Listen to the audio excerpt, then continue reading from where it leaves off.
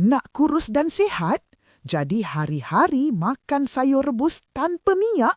Berhenti sekarang. Anda ingat anda sedang buang toksin, tapi sebenarnya anda sedang membazirkan ke semua nutrisi anti penyakit yang paling berharga. Terutamanya raja sayur kampung, pucuk keledek. Ia memang hebat untuk turunkan tekanan darah dan stabilkan gula. Tapi di dalamnya tersembunyi lambakan vitamin A dan K. Ini adalah vitamin larut lemak. Tanpa bantuan minyak sebagai pemangkin, vitamin-vitamin ini ibarat terkunci rapat di dalam peti besi. Kalau anda cuma celur dengan air, setitik minyak pun tak sentuh, usus anda langsung tak mampu menyerap nutrisi penyelamat nyawa ini. Akhirnya, semuanya keluar jadi najis macam tu saja.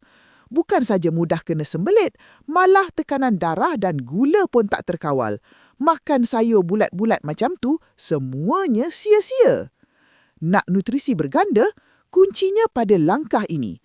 Lepas sayur siap dicelur, anda wajib renjiskan sesudu minyak yang sihat.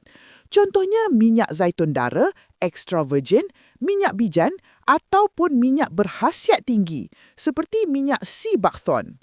Minyak bukan musuh anda. Minyak adalah lori pengangkut nutrisi ke seluruh badan anda.